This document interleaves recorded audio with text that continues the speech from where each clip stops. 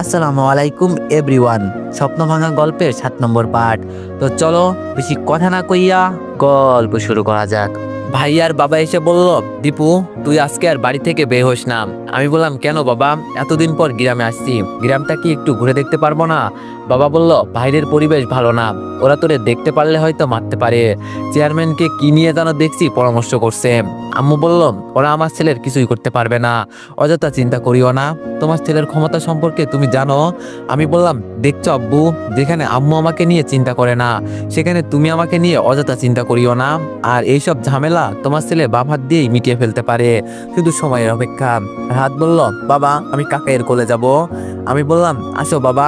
তো আমার জন্য কি আনছো বাজার থেকে? রাহাত বলল, এই নাও কাকা, তোমার জন্য চকলেট আনছি। আমি বললাম, ওলে বাবালে, তুমি খাও।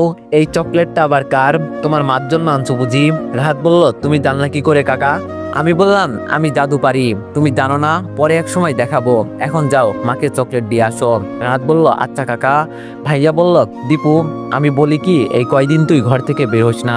আমি বললাম, আমাকে নিয়ে তোদের একটুও চিন্তা করতে হবে না, কিভাবে কি করতে হবে তা আমি জানি। বাবা বলল, তোমরা মা ছেলে যে বসে বসে কি যে বুদ্ধি করো বুঝি না। আমি বললাম, ভাবি, ও ভাবি কই তুমি? ভাবি ভিতর থেকে বলল, এইখানে। ভাইয়া বলল, দীপু চাবিটা নে। আমি বললাম, তোর কাছে রাখ, সমস্যা নেই। ভাইয়া বলল, না থাক তোর কাছে। আমি ভাইয়ার কাছ থেকে চাবিটা নিয়ে ভাবির কাছে গেলাম। আমি বললাম, ভাবি। ভাবি বলল, বলো কি বলবে? আমি বললাম, এখানে রিয়াকে কোথায় পাবো বলতে পারবে? ভাবি আমার দিকে তাকিয়ে আছে। আমি বললাম, কি হলো? আমি কি ভুল কিছু বলেছি যে এভাবে আমার দিকে তাকিয়ে আছো? ভাবি বলল, বউকে দেখার খুব ইচ্ছে হচ্ছে না। আমি বললাম, না মানে ভাবি, এতদিন পরে আসছি তো একটু জাস্ট দেখবো কেমন আছে। ভাবি বলল, আমি জানি তুই এখনো রিয়ার অপেক্ষায় আসোস, কিন্তু আমি বুঝতেছি না তোর শ্বশুরবাড়ির লোকেরা কি শুরু করছে। আমি বললাম, আমি আসছি না, সব তথ্য বের করে ফেলবো, চিন্তা করিও না। এখন বলো রিয়াকে কোথায় পাবো? ভাবি বলল, রিয়া তো বড় ডাক্তার, আগে শহর থেকে হাসপাতালে একদিন আসছে, এখন সমস্যার কারণে এখানে আছে। শুনছি ছুটি নিয়ে নাকি 1 মাস এখানে, তাই এখানে আছে। আমি বললাম, ওই যে আসার সময় যে হাসপাতাল দেখছি ওটাই নাকি? ভাবি বলল, ওই হাসপাতালেই। আমি বললাম, ওখানে গিয়ে ওকে পাবো? ভাবি বলল, লাইনে দাঁড়াতে হবে, শহরের বড় ডাক্তার তো, এজন্য সবসময় সিরিয়াল লেগে থাকে। আমি বললাম, বুঝতে পারছি, মানুষের কাছ থেকে টাকা নেয় না। ভাবি বলল, না ফ্রিতেই, এজন্যই তো অনেক দূর থেকে অনেক মানুষ আসে। আমি বললাম, আমি একটা জিনিস বুঝতে পারছি না, যে রিয়া আমাকে কথা দিয়েছিল ফিরে আসলে ও আমার কাছে আসবে, কিন্তু ওকে কে কুমন্ত্রণা দিল দিয়ে বুঝতে পারছি না। ভাবি বলল, আমিও তো বুঝতে পারছি না। আমি বললাম, আচ্ছা ভাবি, আমি রিয়ার সাথে দেখা করে আসি। ভাবি বলল, না আজকে যেতে হবে না, আগে ঝামেলা মিটুক পরে। আমি বললাম, আরে ভাবি নো চিন্তা, কিছুই হবে না, আর বাসায় কাউকে বলবা না, বলবা বন্ধুর সাথে দেখা করতে গেছি। ভাবি বলল, সাবধানে থাকিও। আমি বললাম, ওকে ভাবি। যে বাসা থেকে বের হব, আম্মু বলল, দীপু দাঁড়া।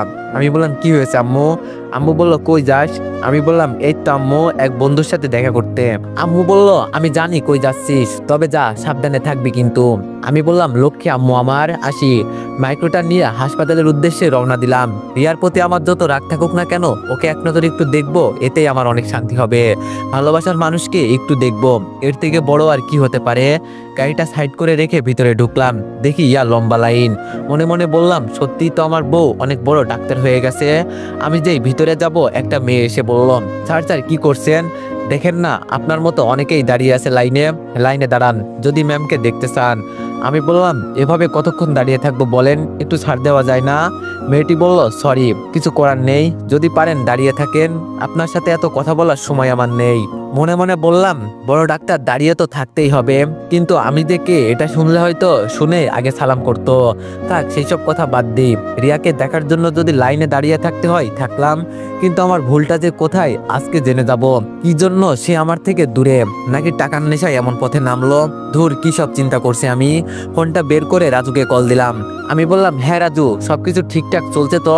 রাজু বলল, একটু কষ্ট হচ্ছে বন্ধু, তুই তাড়াতাড়ি আয়, এত প্যারা নিতে পারবো না। আমি বললাম, তোর চিন্তা করতে হবে না, 2-3 দিন পর আমার পরিবার আসছে, পরে বাবা আর ভাইয়া সবকিছু দেখাশোনা করবে। রাজু বলল, তাহলে তো বন্ধু আমি একটু শান্তি পাবো। আমি বললাম আচ্ছা তুই সারা জীবন শান্তিতেই থাকিস, এটাই দোয়া করি। রাজু বলল মজা করিস সালাম, যে শান্তিতে রাখছোস আজীবন মনে থাকবে। আমি বললাম এরকম শান্তিই তো লাগবে বল। রাজু বলল আর তোর জন্য কি একটু শান্তিতে থাকতে পারবো না? আমি বললাম ওমা আমি আবার কি করলাম? রাজু বলল আমার বউকে এসে ফারজানা নিয়ে গেছে, বলে এটাই নাকি শেষ মিশন। আমি বললাম আসলে আমার পরিবারের সাথে আমার শ্বশুর বাড়ির লোকেদের একটু ঝামেলা হয়েছে, এর জন্য আর কি, তুই চিন্তা করিস না, 1-2 দিন রেখেই ছেড়ে দিব। রাজু বলল আমি আমার বউকে ছাড়া একদিনও ঘুমাতে পারি না। আমি বললাম শালা বউ পাগল কোথাকার। রাজু বলল আচ্ছা তুই এখন কই, এত হাউমাউ শোনা যায় কেন? আমি বললাম আর বলিস না, আজকে আমার বউয়ের সাথে দেখা করতে। রাজু বলল কেন, তুই তোর বউকে দেখিসনি এখনো? আমি বললাম আরে বেডা আমার বউকে নিয়েই তো যত সব ঝামেলা। রাজু বলল কেন, ও কি সব জানে না? আমি বললাম ওর পরিবার ওকে সব উল্টাপাল্টা কি সব বুঝিয়ে নিয়ে গেছে, আজকে তাই জিজ্ঞেস করতে আসলাম। রাজু বলল তো লাইনে কেন? আমি বললাম আরে শালা আমার বউ শহরের সবচেয়ে বড় ডাক্তার। রাজু বলল শুনেছি, শহরের একজন বড় ডাক্তার আছে, কি যেন নাম, ও মনে পড়েছে, রিয়া চৌধুরী। আমি বললাম শালা ওইটাই তোর ভাবি। রাজু বলল কি? আমি বললাম বেডা। রাজু বলল কিন্তু উনি তো খুব ভালো। আমি বললাম তুই জানিস কিভাবে? রাজু বলল আমার মা সেই দিন অসুস্থ হয়ে পড়েছিল না, তখন ওনার কাছেই নিয়ে গেলাম। আমি বললাম আমাকে আগে বলবি না, তাহলে তোর সাথে আমার আরো আগেই যোগাযোগ হতো, আগে ওকে আমি ধরতে পারতাম। রাজু বলল কিন্তু উনি এত খারাপ বুঝতে পারছি না। আমি বললাম খারাপ বানাইছে ওর পরিবারের লোকজন। রাজু বলল সব কয়টাকে উচিত শিক্ষা দে। আমি বললাম পাগলা ঘন্টির আসছে দেখছোস না, না জানি এসে কি করে। রাজু বলল রে সব কয়টাই পাগলা, যদি সত্যি সত্যি আগের রূপে সব কয়টা চলে যায় সব তছনছ করে ফেলবে। আমি বললাম ধুর শালা, আমি চিন্তায় আছি কিভাবে ওদের থামাবো। ফারজানা তো আমার কথা শুনেই দৌড়ে আসতেছে মনে হয়। রাজু বলল যদি কিছু হয় শালা তোর নামে আমি পুরুষ নির্যাতনের মামলা দিব। আমি বললাম আচ্ছা সে দিস, আচ্ছা ফোন রাখি রে, লাইনের কাছাকাছি এসে গেছে। রাজু বলল সাবধানে থাকিস রে। আমি বললাম ফোনটা রেখে আশেপাশে দেখতেছি, সত্যি কি এখানে বিনা টাকায় চিকিৎসা করা হয়? অনেকেই আবার দেখি হাসপাতালে ভর্তি আছে। মেয়েটা এসে জিজ্ঞেস করলো স্যার আপনার নামটা কি? একটু পর আপনার ডাক পড়বে, নাম বলা যাবে না, নইলে রিয়া চিনে ফেলবে। তানজিম নামটা এটা তো চিনে না, এটাই বলা যাবে। আমি বললাম এই আমার নাম তানজিম। মেয়েটি বলল আগে পিছে কিছু নেই? আমি বললাম জি, পাগলা তানজিম খান। মেয়েটি বলল এটা কি পদবি? হ্যাঁ পাগলা তানজিম খান। আমি একটা হাসি দিয়ে বললাম কেন আপনার পছন্দ হয় নাই? মেয়েটা বলল এইভাবে হাসবেন না। আমি বললাম আপনি দেখতে তো অনেক সুন্দরী, আচ্ছা আপনার নামটা জানা যাবে? মেয়েটি বলল ডাক্তার দেখাতে আসছেন নাকি মেয়ে পটাতে? আমি বললাম দুইটাই হলে কেমন হয়? মেয়েটি বলল ধুর আপনার সাথে কথা বলার সময় নাই। আমি বললাম এই যে মিস শুনুন, অনেক কিউট কিন্তু আপনি, আয়নার চেহারাটা দেখবেন। মেয়েটা মুখ বাঁকিয়ে ভিতরে চলে গেল। আমি মুখটা ভালো করে ঢেকে মাথায় একটা টুপি দিলাম আর কালো রঙের একটা চশমা পরলাম যাতে চিনতে না পারে। একটু পর আমার নাম আসলো, পাগলা তানজিম খা আসতে পারেন। ওমা লাইনের সবাই দেখি আমার দিকে তাকিয়ে আছে। একজন তো বলেই ফেললো ভাই আপনি কি পাগলা গারোতে ছিলেন? আমি বললাম ধরে ভাই পালিয়ে চলে আসছি। রিয়ার সেক্রেটারি এসে বলল এই আপনি এখানে দাঁড়িয়ে কথা বলছেন, ভিতরে যেতে বলছেন আপনাকে। আমি বললাম কি করব বলেন, আপনাকে একটু দেখার ইচ্ছে ছিল তাই দাঁড়িয়ে আছি, পরে যদি দেখতে না পারি। মেয়েটি বলল ভাই এত কথা বলিস না, আগে তুই ভিতরে যা, ম্যাম পরে আমাকে বকা দিবে। আমি আর কোনো কথা না বলে ভিতরে চলে গেলাম। রিয়াকে দেখে সত্যি আমি অবাক হয়ে গেছি, আগের থেকে হালকা একটু মোটা হয়েছে আর অনেক সুন্দর। ইস আমার বউকে আমি দেখতে পেলাম কতদিন পর। চোখের কোণে হালকা পানি জমে গেল। চশমাটা আজও আছে, তবে ওইটাই হয়তো আমার চোখের ছোঁয়া ছিল, এজন্য চেঞ্জ করে নাই। রিয়া বলল কি মিস্টার পাগলা দাঁড়িয়ে থাকবেন নাকি বসবেন? আমি কিছু বললাম না, বসলাম। কথা বললেও রিয়া চিনে ফেলতে পারে। আচ্ছা রিয়া কেন জানি মনে করলো দোষ কি শুধু আমারই ছিল, কি অপরাধ করছি আমি যে? রিয়া বলল আসলে আপনি কি সত্যি সত্যি পাগল? কোনো কথা বলেন না কেন, কি হয়েছে সেটা বলুন। হঠাৎ রিয়ার ফোনে একটা মেসেজ আসলো, ফোনের ওয়ালপেপারে আমার পিক দেখে তো আমি অবাক হয়ে গেছি। কি থেকে কি হচ্ছে কিছুই বুঝতে পারছি না। তাহলে ও কি এখনো আমাকে ভালোবাসে? রিয়া বলল এই যে কি নাম জানো তানজিম, এখানে কি জন্য আসছেন? আপনার অসুস্থর কথা না বললে চলে যেতে পারেন, আপনার মতো অনেকেই লাইনে দাঁড়িয়ে আছে, ওদের তো অন্তত একটা সুযোগ দেন, এত সময় নষ্ট করবেন না। আমি মুখের মাস্কটা হালকা করে খুলে চশমাটা হাতে নিলাম। আমি বললাম রিয়া। রিয়া অবাক চোখে আমার দিকে তাকিয়ে আছে। আমি বললাম আমার সাথে কেন এমন করলেন, আমি কি এমন করেছি যে? আচ্ছা দোষ কি শুধু আমার একারই? আমি একা শান্তি ভোগ করব, তোমাকে বিয়ে করা কি আমার অপরাধ ছিল? রিয়া কোনো কথা বলছে না, তবে ওর চোখে পানি জমে গেছে, এটা দেখতে পারছি। আমি চলে গেলে কান্না করবে, এটা আমি শিওর। রিয়া বলল মিতু, ওই মিতু। রিয়ার সেক্রেটারি এসে বলল, জি ম্যাম। রিয়া বলল, কই থেকে এইসব লোক আসে, নিয়ে যাও ওকে, আর 10 মিনিট কাউকে ভিতরে পাঠাবা না। আমি বললাম, রিয়া আমি তোমার কাছে। ঋতু বলল, ভাই তুই আর কোনো কথা বলিস না, চল আমার সাথে। আমাকে বের করে দেওয়া হলো রিয়ার কেবিন থেকে। বাইরে এসে নিজেকে সামলাতে পারলাম না, চোখ দিয়ে পানি পড়তেছে। রিয়াকে তো আমি অনেক ভালোবাসি, ওর জন্য এত বছর অপেক্ষা করে আছি, সবাই না হয় পর করে দিলাম, তাই বলে ও কি এমন করবে? একটাবার আমাকে জিজ্ঞেস করতো কি হয়েছে, আমি তোর স্বামী ছিলাম, কেন আমার সাথে এমন করলো? মিতু বলল, কি রে ভাই তুই এবার কান্না করছিস কেন? আমি বললাম, কি বলবো আপনাকে, পৃথিবীর বুকে যত কষ্ট আছে সব আমাকে এসে ঝাপটে ধরে। মিতু বলল, সত্যি কি তুই পাগল টাগল? আমি বললাম, হরে আমি পাগল, যে বুঝির সেই বুঝলো না, আর তুই তো পরের মানুষ। মিতু বলল, ম্যাম তো এর আগে কারোর সাথে এমন করে নাই, তোর সাথে কেন করলো? আমি চোখের পানি মুছে বললাম, সব আমার কপালের দোষ, আর আমার কথাই কিছু মনে করিস না, তোর সাথে একটু মজা করে ফেলছি। মিতু বলল, আরে না স্যার, কি যে বলেন না। আচ্ছা বাইরের মাইক্রোটা কি আপনার? আমি বললাম, কেন ইচ্ছা আছে ঘুরবি? মিতু বলল, আসলে আপনি তো বড় ভাইয়ের মতন, তাই যদি। আমি বললাম, যদি সময় পাস, আমার বাবার নামটা বললাম, ওনার বাড়িতে যাস তাহলেই হবে। মিতু বলল, অনেক অনেক ধন্যবাদ ভাইয়া আপনাকে, কিন্তু একটা জিনিস বুঝলাম না, ম্যাম আপনার কি হয়? আমি বললাম, আরেকদিন বলবো, আজ আসি। হাসপাতাল থেকে বের হয়ে গাড়িটা নিয়ে একটু দূরে যেতেই দেখি কয়েকটা ছেলে আমার মাইক্রোর সামনে দাঁড়িয়ে আছে, লম্বা লম্বা হাতে লাঠি নিয়ে। আমি গাড়ি থেকে নেমে বললাম, কি চাই আপনাদের? হঠাৎ আমার চাচা শ্বশুর পেছন থেকে বের হয়ে বললাম, আজকে তোরে কে বাঁচাবে? সেই দিন আমার ছেলেদের একা পেয়ে তো খুব মারলি। আমি বললাম, আপনাকে আমি সম্মান করি, আর আপনি আসছেন আমাকে মারতে? চাচা শ্বশুর বলল, তোর সম্মানের পিছন মারি শালা, আজকে তোরে কে বাঁচায় একটু দেখবো। আমি বললাম, দেখেন আমার মনটা আজকে এমনি ভালো নেই। চাচা শ্বশুর বলল, কেন, আমার মেয়ে বুঝি তোকে অপমান করছে? শালা তোরে আজকে এমন ভাবে মারবো, জীবনে আর আমাদের বাড়ির দিকে আসবি না। হঠাৎ পেছন থেকে কে জানি এসে বলল, কাকে মারবি রে? আমার বন্ধুকে। আমি বললাম, আরে ফাহিম তুই। ফাহিম বলল, বন্ধুকে বিপদে ফেলে চলে যাব এমন মানুষ আমি নয়, আমি দূর থেকে দেখতে পেয়েছি তোর মতো, তাই এসে দেখি তুই, এজন্য ওখান থেকে দৌড়ে আসলাম। চাচা শ্বশুর বলল, তাহলে তুমি ওর সাথে? ফাহিম বলল, ওর সাথে কি, তোরে তো আজকে তোরা এই দুইটাকে ইচ্ছে মতো মেরে মাটির সাথে মিশিয়ে দে। আবার আমার পেছন থেকে কে জানি এসে বলল, আরে দাঁড়া দাঁড়া, কাকে মারার কথা বলছিস, জানিস তুই? আমি বললাম, আরে সুমন তুই কিভাবে এখানে? সুমন বলল, ফাহিম ফোন করে সব বলছে, এখন আই, দেখি আমার 3 বন্ধু সব কয়টাকে তামা তামা করে ফেলবো। আমি বললাম, ফাহিম আমার মাইক্রোর পেছন থেকে হকি স্টিক আছে, ওইগুলো নিয়ে আইতো। ফাহিম আমার কথা মতো তাই করলাম, 3 জনের হাতে 3টা হকি স্টিক। আমি বললাম, তোদের মতো 8-10টাকে মারা আমার কাছে কোনো ব্যাপার না, আর যেহেতু আমার বন্ধুরা আছে তাহলে চিন্তা কর কেমন মারবো তোদের আমি, তাই এখনো ভালোই ভালোই বলছি এখান থেকে চলে যা, নইলে এমন মারবো জীবনে হাসপাতালের বেড থেকে আর উঠতেই পারবি না। একথা বলতেই সব কয়টা ছেলে ভয়ে চলে গেল। আমি বললাম, কি চাচা শ্বশুর, আপনাকেও কি আলাদা করে বলতে হবে? যখন আপনি সম্মান চান না, আপনাকেও কিন্তু ভরে দিব একেবারে। চাচা শ্বশুর বলল, দেখে নিব তোরে আমি পরে। আমি বললাম, আরে যা, কুকুর তো পেছন থেকেই ঘাউ ঘাউ করে, সামনে থেকে না। হকি স্টিকটা রেখে ফাহিম আর সুমনকে জড়িয়ে ধরলাম। আমি বললাম, সত্যি রে, তোদের মতো বন্ধু পেয়ে আমি ভাগ্যবান। ফাহিম বলল, আরে শালা রাখ তুই, আসছিস একটা কল দিবি না? আমি বললাম, আরে তোদের নাম্বার নেই তো, আর আমি আসছি তো মাত্র আজকে সকালে। সুমন বলল, তো বন্ধু এই মাইক্রো কি তোর? আমি বললাম, হরে বন্ধু। ফাহিম বলল, তাহলে তোর জীবন সাকসেস। আমি বললাম, চল মাঠে গিয়ে আড্ডা দিই, এখানে এভাবে দাঁড়িয়ে থাকা যাবে না। ফাহিম বলল, চল। আমি বললাম, কিরে সুমন তুই হাঁটছিস কেন? সুমন বলল, তো কি করব, মাইক্রো তো তোর। আমি বললাম, দিব 100, এখন ওঠ। 3 বন্ধু গিয়ে মাঠে আড্ডা দিচ্ছি। আমি বললাম, তো তোরা বিয়ে করছোস? ফাহিম বলল, সুমন করছে, আমি না। আমি বললাম, তো সুমন এখন কি করিস? সুমন বলল, বাবার সাথে দোকানে বসি। আমি বললাম, আর ফাহিম তুই কি করিস? ফাহিম বললাম, এই তো ঘুরি আর খাই। আমি বললাম, কেন চাকরি করবি না? ফাহিম বললাম, মামু আর টাকা ছাড়া চাকরি হয় না। আমি বললাম, আমার রেস্টুরেন্টে চাকরি করবি? সুমন বলল, তোর আবার রেস্টুরেন্ট আছে? আমি বললাম, একটা না 2টা রেস্টুরেন্ট আছে আমার। ফাহিম বলল, সত্যি? আমি বললাম, হুম। ফাহিম বলল, তো আমাকে বেতন কত দিবি? আমি বললাম, এইসব চাকরি করে তোর পোষাবে না, আমি তোর চাকরির ব্যবস্থা করে দিব, চিন্তা করিস না। ফাহিম বললাম, এটা মাথায় রাখিস, বড়লোক মানুষ তো তোরা আবার। আমি বললাম, দেখছো সুমন, ফাহিম খালি আমাকে বড়লোক বলে, বন্ধুদের কাছে সবসময় আমি মানে আগের আমি, ওই ছোট্টবেলার। সুমন বললাম, সত্যি তোর ভিতরে কোনো অহংকার নেই?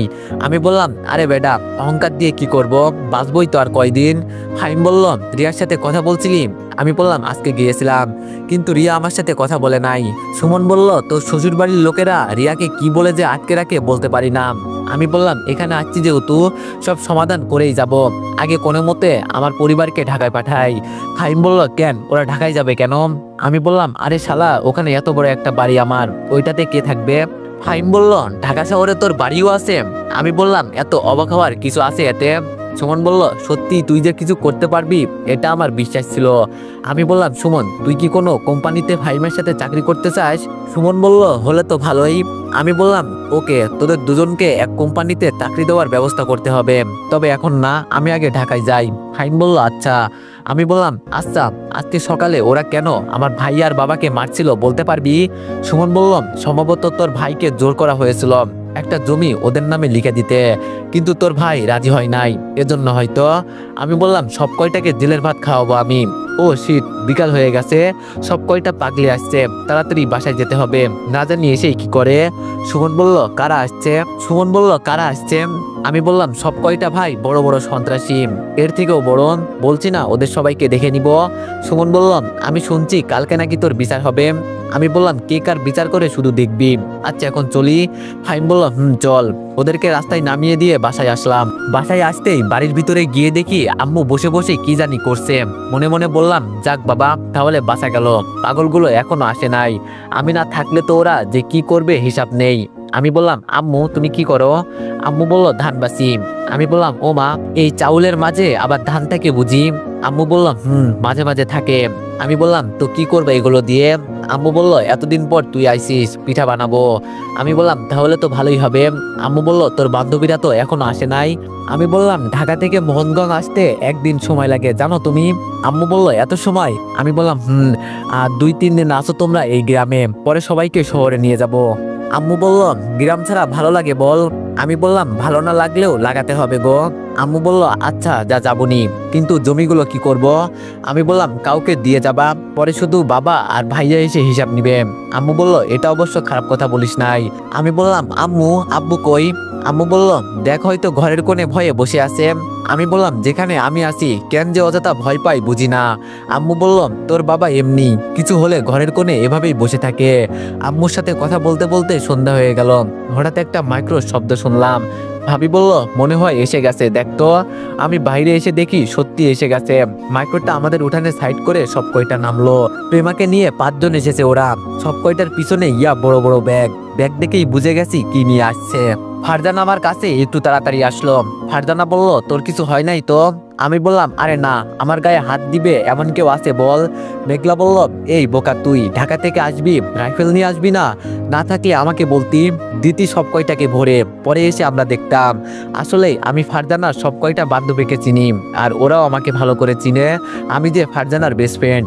আমি বললাম আরে তোদের চিন্তা করতে হবে না, এমনি যেই মার দিছি সব কয়টা মনে হয় হাসপাতালে ভর্তি। প্রেমা বলল স্যার আমাকে ভুলে গেছেন বুঝি? আমি বললাম দেখো দেখো আমার ছাত্রী কি বলে, আর তোমাকে ভোলা যায় বলো? প্রেমা বললাম আপনার সাথে কথা নাই, আপনি আমাকে নিয়ে আসেননি। আমি বললাম এখানে আসো। প্রেমা আমার কাছে আসতেই ওর মুখটা ধরে বললাম আগে আমি আসছি ঝামেলা মেটাতে বুঝছো, পরে তোমাদেরকে নিয়ে আসতাম। প্রেমা বলল বুঝছি, ফাঁকি দিতেন আমি জানি। ভাবি বললাম এই দীপু সবাইকে নিয়ে ভিতরে চল, বাইরে দাঁড়িয়ে আসোস। ফারজানা বলল এটা কে রে? আমি বললাম আমার বড় ভাইয়ের বউ। ফারজানা বলল ভালো আছেন ভাবি? ভাবি বলল আমি ভালো আছি, তোমরা সবাই ভালো আছো? কথা বলতে বলতে বাসার ভিতরে চলে গেলাম, দেখি আম্মু সহ সবাই ভিতরে বসে আছে। ওরা সবাইকে সালাম করলো। আমি বললাম আয় তোদের রুমগুলো দেখিয়ে দিই। ফারজানা বলল কিসের রুম? হ্যাঁ আগে সব কয়টাকে দেখবো পরে, বলেই ব্যাগ থেকে সবাই রাইফেল বের করলো। মেঘলা বলল নে এটা তোর জন্য, তোর কিছু করতে হবে না, শুধু দেখিয়ে দিবি, বাকি কাজ আমরাই করব। বাবার ভাইয়া তো ওদের কথা শুনে ইয়া বড় বড় চোখ করে তাকিয়ে আছে। আমি বললাম আরে আমার কথাটা শোন। ফারজানা বলল কোনো কথা শুনতে চাই না, জীবনে কত ছেলেকে মারলাম, এটা না হয় শেষ কোন, আর তোকে চিন্তা করতে হবে না, এইসব ঝামেলা মিটিয়ে যাব আমরা। বাবা দৌড়ে ওদের সামনে এসে বলল দেখো তোমরা আমার মেয়ের মতো, থাক ওদের ক্ষমা করে দাও। আর দীপু ওদের যেইভাবে মারছে মনে হয় উচিত শিক্ষা হয়েছে ওদের। সেতু বলল আরে আঙ্কেল ভয় পাচ্ছেন কেন, আমার বাবা মন্ত্রী, যদি তাকে মন্ত্রী পদ ছাড়তে হয় এই খুনের জন্য বাবা তাও রাজি হয়ে যাবে। আর বড় কথা হলো ওরা আপনাকে মারছে, আমার বন্ধুর বাবাকে। ওদের তো কেটে টুকরো টুকরো করে নদীতে ফেলা উচিত। আপনার ছেলেকে আগেই বলছিলাম, যা দরকার হয় আমাদের কাছ থেকে নিয়ে যাবি, আর যাকে মারার ইচ্ছা হয় মেরে দিবি, বাকিটা আমরা এসে সামলে নিব। ভাইয়া কানে কানে এসে বলল, ওদের থামা ভাই, নইলে দেখতেছি আজকে একটা কিছু হয়ে যাবে। আমি ওদের হাত থেকে রাইফেলগুলো নিয়ে ব্যাগে রেখে দিলাম। আমি বললাম, ভাবি ও ভাবি। ভাবি বলল, কি হয়েছে? আমি বললাম, যাও ওদের হাত মুখ ধুইয়ে আনো, কলটা একটু দেখিয়ে দাও। ফারজানা বলল, কিন্তু। আমি বললাম, কোনো কিন্তু নয়, পরে কথা বলবো। আর এখানে আসছোস ভালো হয়েছে, আমি হয়তো এখান থেকে চলে যাওয়ার পর আর গ্রামে নাও আসতে পারি, তাই আমার সাথে সাথে গ্রামটা দেখে যাবি। এখন চুপচাপ ভাবির সাথে যা। প্রেমা বলল, দেখছো তো আপু ভাই আর কি বুদ্ধি। আম্মু বলল, দীপু এই পিচ্চি মেয়েটাকে। আমি বললাম, আরে আম্মু এটা আমার ছাত্রী। আম্মু বলল, খুব কিউট আছে বলতে হবে। প্রেমা বলল, ধন্যবাদ আন্টি। আমি বললাম, প্রেমা যাও হাত মুখ ধুয়ে এসো। প্রেমা বলল, আপনি আসেন। আমি বললাম, আমি গিয়ে কি করব, ভাবি তো আছে। আম্মু বলল, আরে জানা এমন করছিস কেন? আমি বললাম, চলো। ভাবি আপনি গিয়ে রান্না করেন, আমি চাপ দিচ্ছি কলে। ভাবি চলে যাওয়ার পর মেঘলা বললাম, আমার মনে হয় কি জানিস, সবার আগে তোরে মারা উচিত। শালা কত দূর থেকে আসলাম একটা খুন করব বলে, তোর জন্য সব মাটি হয়ে গেছে। আমি বললাম, কখনো কোনোদিন গ্রামে গেছোস? ফারজানা বলল, না যাই নাই তো। আমি বললাম, আমাদের গ্রামটা অনেক সুন্দর, দেখতে পারবি। কথা ঘোরানোর জন্য বললাম, নইলে যে পাজির পাজি ওরা। সে তো বললাম, আমরা এখানে আসছি কেন? আমি বললাম, আর বলিস না, এখানকার চেয়ারম্যান ভালো না। ফারজানা বলল, কেন রে? আমি চেয়ারম্যানের বিষয়ে সব বললাম। মেঘলা বলল, তাহলে কালকে তোর বিচার করবে তাই নাকি? আমি বললাম, ফারজানা বলল, দেখ কালকে কে কার বিচার করে, শালাকে যদি পদ থেকে সরাতে না পারি আমার নামও ফারজানা না। আমি বললাম, আমিও কালকের দিনের অপেক্ষায় আছি। প্রেমা বলল, ভাইয়া ভাবির সাথে দেখা করো নাই? আমি বললাম, গিয়েছিলাম রে, কিন্তু ওরা কি সব কুমন্ত্রণা দিয়ে ওকে আটকে রেখেছে। ফারজানা বলল, বুঝলাম না, তোর বউ আবার তোর কথাই শোনে না? আমি বললাম, আমার কাছে থাকলে তো শুনতো শালি। ফারজানা বলল, দেখ এমনি এত দূর থেকে আসছি, কিছু বলবি না, নইলে তোরে কিছু করতেও তো দিলি না। প্রেমা বলল, এই তুই কারে কি কস? আমার ভাইয়াকে মারবি আর আমি বসে বসে দেখবো? ফারজানা বলল, বুঝি বুঝি, এজন্যই তুই প্রেমাকে তোর হাতিয়ার করে নিয়ে আসছোস, যাতে আমি কিছু করতে না পারি। আমি বললাম, আচ্ছা চল সবাই ভিতরে।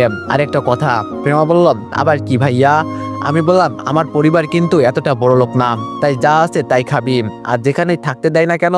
ফারজানা বলল, দিব শালা পিছনে এক লাথি, তোর বলতে হবে না, আমরা সব ম্যানেজ করে থাকতে পারবো। সবাই ভিতরে যাওয়ার পর ওদের গামছা দিলাম, হাত পা মুছে চেয়ারে বসলো। গ্রাম অঞ্চলের বাড়ি তো এজন্য সোফা নাই। আম্মু বলল, এই নাও মায়েরা। ফারজানা বলল, এটা কি আন্টি? আমি বললাম, আমাদের গ্রাম অঞ্চলের শরবত, কখনো তো গ্রামে আসিস নাই, এখন খা, শরীর ঠান্ডা হয়ে যাবে। মেঘলা বলল, কেন অযথা কষ্ট করতে গেলেন আন্টি? আম্মু বললাম, তোমরা আমাদের বাড়ির মেহমান, তোমাদের সেবা করা আমাদের কর্তব্য। প্রেমা বলল, মেহমান মানে কি আন্টি? আম্মু বলল, অতিথি বোঝো মা, ওইটাই। প্রেমা বলল, ও বুঝছি, তবে আমি মেহমান না। আমি বললাম, তাই নাকি, তো আপনি কি হন আমাদের? প্রেমা বলল, আমি ভাই আর বোন, এই বাড়ির সদস্য। ফারজানা বলল, আজ থেকে তুই আমাকে বোন বলবি না, তোর আমাদের বাড়িতে জায়গা নাই। প্রেমা বলল, যা, তোর বাড়িতে কে থাকবে? আম্মু বলল, থাক, আমার মেয়ে আমার কাছে থাকবে। আম্মু আর প্রেমার কথা শুনে আমরা সবাই হাসতে লাগলাম। রাতে সবাই টেবিলে বসলো খাবার খেতে, শুধু আমি, আম্মু আর ভাবি ছাড়া। ফারজানা বলল, কি রে তুইও বস। আমি বললাম, না, আগে তোরা খা, পরে আমরা খাবো। সেতু বলল, বস, ভালো করে বলতেছি। ভাবি বলল, যাও ভাই বসো। সবাই খুব মজা করে খেলাম। ফারজানা বলল, সত্যি আন্টি আপনার হাতের রান্না অসাধারণ। প্রেমা বলল, একটা গোপন কথা বলি আন্টি। আম্মু বলল, বলো। প্রেমা বলল, ভাইয়াও কিন্তু সেই রান্না করতে পারে, সেই দিন রেস্টুরেন্টে রান্না করছে, খুব মজাই হয়েছে, শুনেছি নাকি আপনি শিখিয়ে দিয়েছেন। আম্মু বলল, সত্যি বাবা, তুই এতগুলো মানুষের খাবার রান্না করছোস? আমি বললাম, আরে আম্মু, আমি তো চেষ্টা করেছি, তুমি তো জানো তোমার ছেলে যেই কাজ ধরে সেটা করেই ছাড়ে। ভাবি ওদের রুমগুলো গুছানো হয়েছে? ভাবি বলল, আসো আমার সাথে। ফারজানা বলল, কিছুক্ষণ বসে আড্ডা দিই, পরে ঘুমাই। আমি বললাম, ঘরে বসে থেকে মজা নাই, চল উঠে না যাই। ফারজানা বলল, আপনারা ঘুমিয়ে পড়েন আন্টি। আম্মু বলল, আরে সমস্যা নাই, আমরা এমনি একটু সময় করেই ঘুমাই। আম্মু ঘরে রইল। আমি বললাম, ভাবি আপনি আসেন। তো এভরিওয়ান, নেক্সট পার্টের জন্য সবাই অপেক্ষা করো, আর সবাই একটু বেশি বেশি লাইক আর কমেন্ট করে দিও। ধন্যবাদ।